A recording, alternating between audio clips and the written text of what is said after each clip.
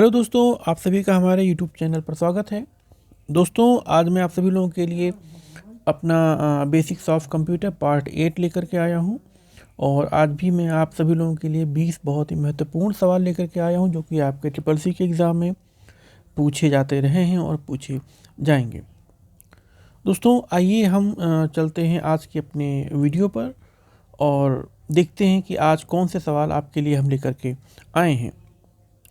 हमारा जो पहला सवाल आज है वो है high speed storage elements found in ALU called. ALU में पाए जाने वाले उच्च गति भंडारण तत्वों को क्या कहा जाता है? तो इसका आंसर है रजिस्टर। हम आपको बता दें कि रजिस्टर एक प्रकार का स्टोरेज एलिमेंट है जो कि एएलयू के अंदर पाया जाता है। तो आंसर होगा आपका option C, register, high speed storage element. अगला सवाल है the operating system of a mobile phone is a type of. Mobile phone का जो ऑपरेटिंग सिस्टम होता है वो एक प्रकार का होता है। क्या होता है? Inter related operating system, embedded operating system, multi user operating system या ऑल ऑफ द एबव। तो इसमें इसका जवाब होगा आपका embedded operating system. Option B will be the answer, embedded operating system. हमारा अगला सवाल है user data are inputted by. उपयोगकर्ता डेटा किसके द्वारा इनपुट किया जाता है? इस सवाल का मतलब ये है कि जो भी इनपुट कंप्यूटर सिस्टम में किया जाता है उसके लिए हम किस डिवाइस का इस्तेमाल करते हैं। तो आपको मालूम है कि कंप्यूटर सिस्टम में इनपुट के लिए हम लोग इनपुट यूनिट या इनपुट डिवाइस का इस्तेमाल करते हैं। तो इस सवाल का जवाब होगा option A, input unit. Input unit is used for inputation. Setting which is not associated with control panel. जो भी सेटिंग ऑप्शन में दिए हुए हैं उसमें से वो कौन सी सेटिंग है जिसका रिलेशन कंट्रोल पैनल से नहीं होता है? तो हम जानते हैं कि मॉडेम, फॉन्ट और माउस, हम इनकी सेटिंग को कंट्रोल पैनल से कंट्रोल करते हैं, लेकिन रन एप्लीकेशन, किसी भी एप्लीकेशन को रन करने का जो ऑप्शन है वो कंट्रोल पैनल में नहीं है। तो इसका आंसर होगा ऑप्शन बी, रन एप्लीकेशन।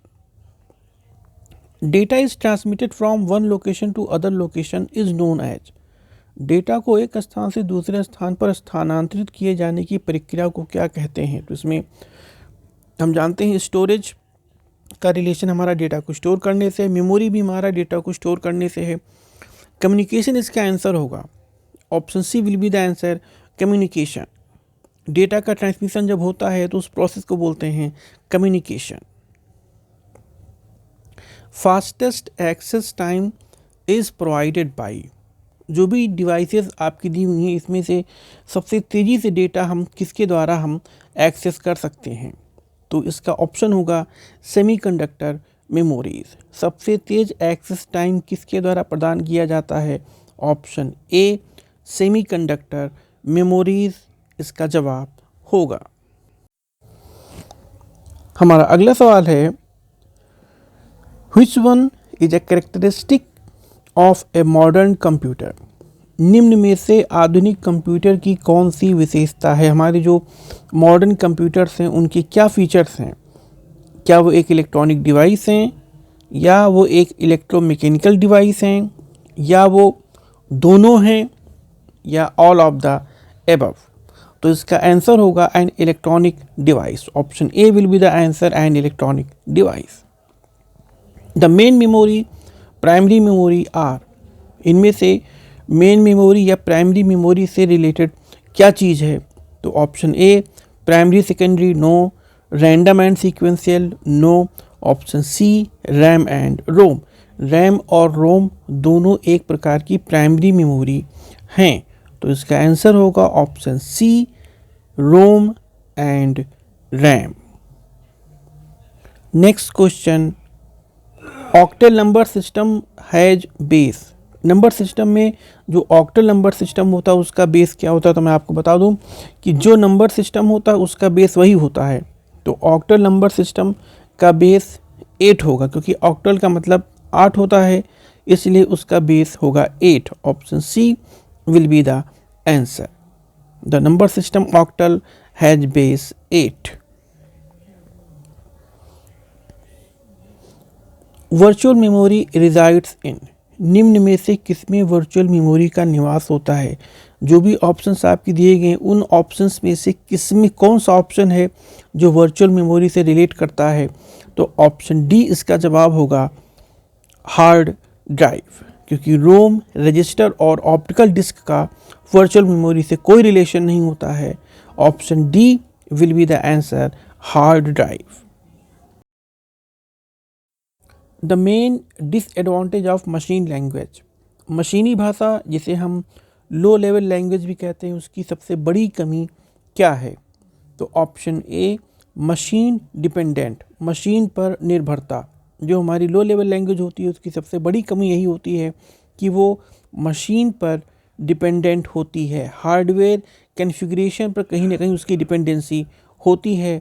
तो option A will be the answer. We can rename files and folders by, निम्न में से किस फंक्शन बटन की मदद से हम फाइल और फोल्डर को रीनेम कर सकते हैं? तो इसमें F2 फंक्शन की का इस्तेमाल हम लोग फाइल और फोल्डर को रीनेम करने के लिए करते हैं। तो option A will be the answer, F2।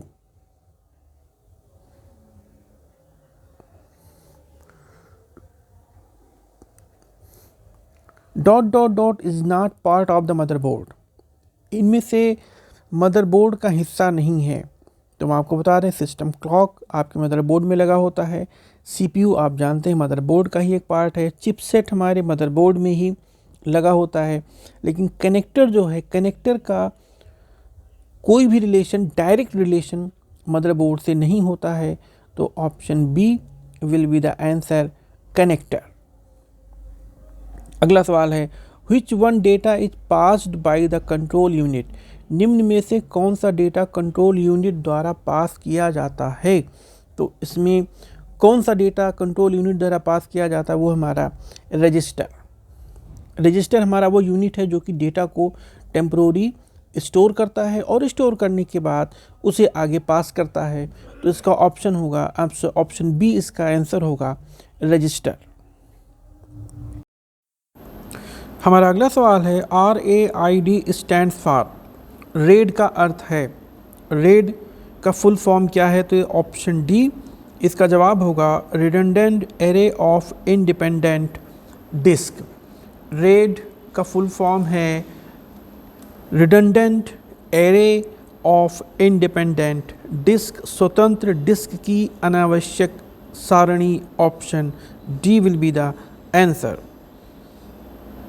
Which one is the smallest one, निम्न में से सबसे छोटा कौन सा है? आप जानते हैं कि सारे ऑप्शन जो दिए गए हैं ये स्टोरेज कैपेसिटी को नापने के लिए जो यूनिट इस्तेमाल करते हैं उसके हैं, और इसमें से KB, किलोबाइट हमारा सबसे स्मॉलेस्ट यूनिट है।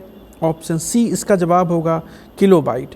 किलोबाइट से बड़ा आपका मेगाबाइट होता है, फिर उसके बाद गीगाबाइट होता है, और फिर सबसे बड़ी यूनिट आपकी इसमें से दिए गए ऑप्शंस में से टेराबाइट है। तो ऑप्शन सी इसका जवाब होगा।